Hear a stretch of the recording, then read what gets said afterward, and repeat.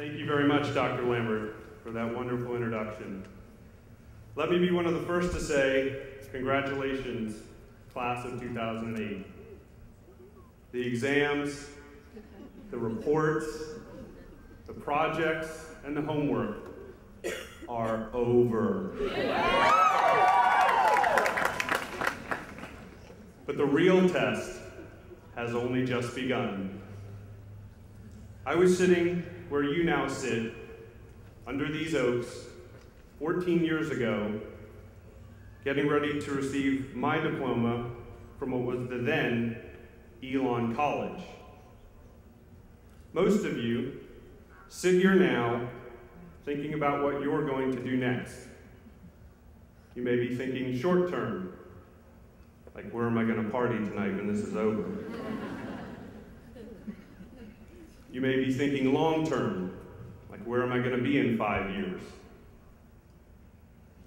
What I hope to impart upon you this morning are merely some of my personal experiences. Some experiences after leaving the college womb we all know as the Elon bubble were positive, while others were, say, less so. But hopefully, I've learned from them all. After graduating, I set out west to begin a career in the entertainment business.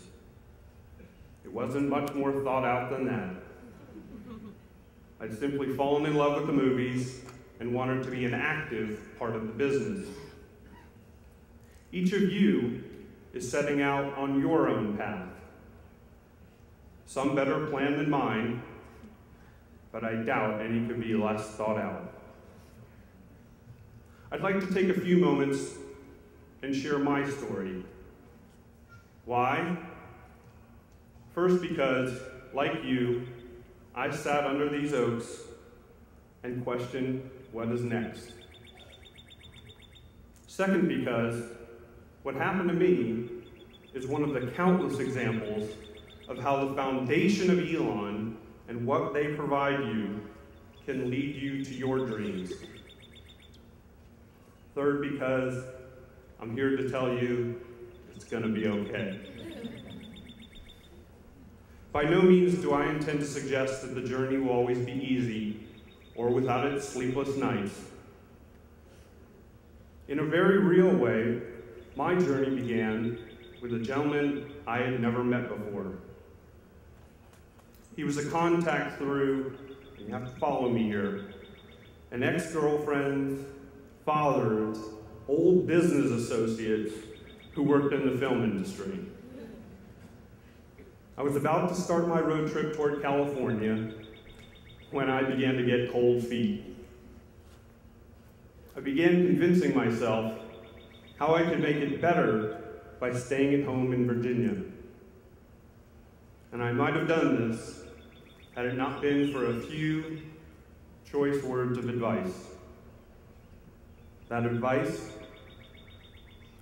take things one step at a time. Get in the car.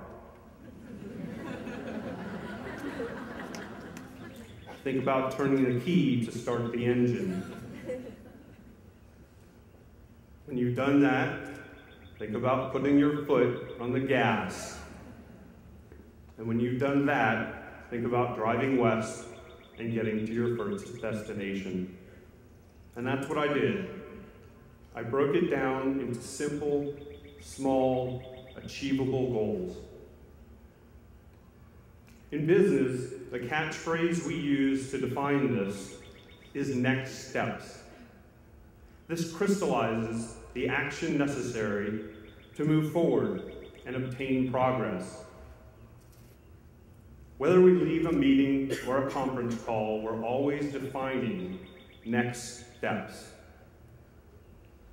I made it to Los Angeles and landed my first job as the second assistant to the president of a major motion picture company. Let me stop there and give you a quick lesson in the terminology of Hollywood. An assistant at a studio in any other business would be called a secretary. And yes, you heard me right, I was a college graduate, having graduated with honors, just starting in the entertainment business, and I wasn't even someone's first assistant. I was an assistant to the assistant, a secretary to the secretary, if you will, relegated to such glamorous and intellectually challenging tasks as opening the mail, fetching coffee, and answering phones. But hey, I was in the entertainment business, and that's what I wanted. I sat in my cubicle one day, wondering if I could ever achieve a better, higher goal, like becoming first assistant, when the president of marketing walked around the corner and literally threw a magazine across my desk. Pages spread apart. It landed right in front of me. He said, "I want the couch that's in that ad." And he walked away.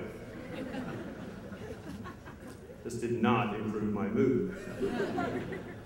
After festering for a few minutes and regaining my composure, I became determined to find the couch that was in that ad. I called the magazine and asked who placed the media buy. I called them and asked for the account manager. I asked that person what agency they used for the photo shoot. I called the agency and found the person responsible for that account. I asked that person who did their set designing. And I ended up with another phone number. I asked that person who did the props. And eventually, I found myself on the telephone with the person who had that couch.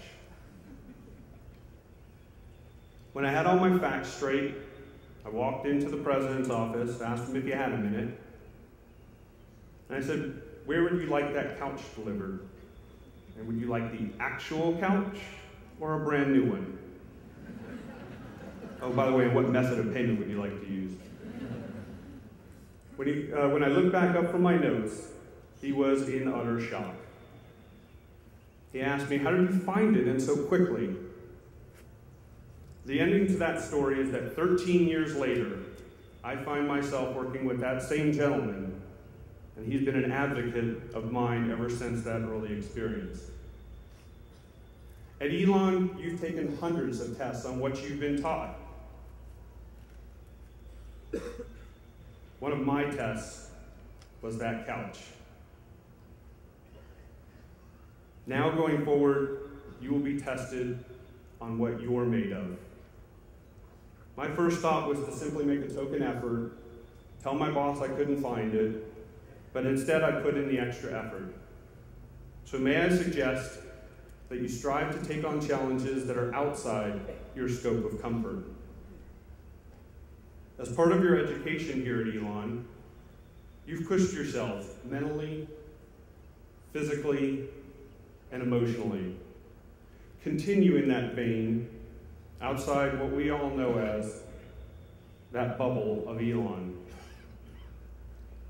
What you will quickly realize is that life is made of lots and lots of bubbles. When I was in the bubble of my first studio job, one of my bosses offered some words of wisdom. Slow down. He saw my impatience with my lowly role and my eagerness to get to a position of authority. I was used to the pace here at Elon, where I would change classes, professors, classmates, every 3 months? That simply is not the case outside in the working world. Be ready to make a commitment and stick with it. There's a lot to learn during this transition period, so don't rush it. You've learned a lot here at Elon. You have a lot more to learn on the other side of those railroad tracks. Elon's prepared you to think critically, to find the right answers, and now the obligation is yours to use the resources at your fingertips to advance your endeavors. It's one thing to have a keyboard or even a touch screen, but it's another to use it constructively to better your life. Directly following graduation, a few aspects that served me well included defining my goals, building perspective, passion for what I was doing, and finding a mentor.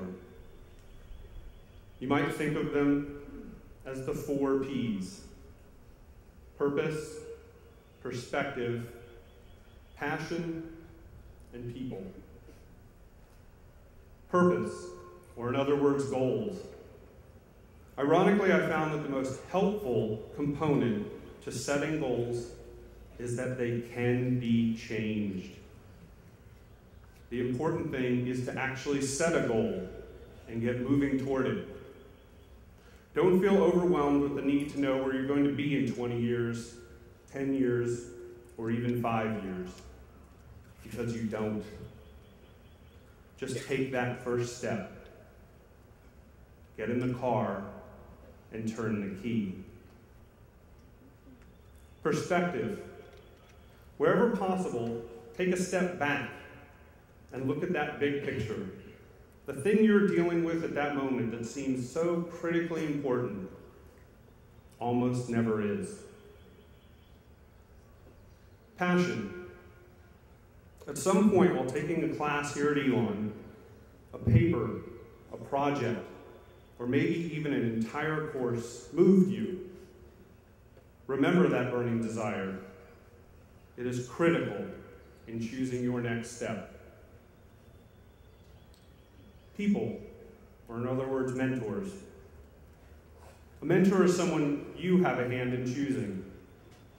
Many of you have had mentors while here at Elon that have made a lasting impression on you. Personally, I remember meeting Gerald Gibson during that first trip as a campus tour when I was still a high school student. From that moment on, I knew he was someone I wanted to guide my path. Others here at Elon have also affected my life in more ways than they will know. People like Kathy Leidy Lee, Ray Johnson, Gwen Warren, Pam Baker, and of course my family. All have had major influences on who I have become and what I can offer as a person. Mentors are all around us. The key is to align yourself with people you admire and respect. Whether that be a sense of groundedness or maybe a professional achievement that person might have achieved. Maintaining an honest, mutual, long-lasting relationship will have one of the most profound impacts on who you hope to become. Keep your eyes out for mentors. They're more valuable than any paycheck. And so these are some of the post-Elon lessons that I've learned. Take things one step at a time. Slow down. Test yourself. Set goals and be ready to change them. Keep perspective. Follow your passions and find meaningful mentors.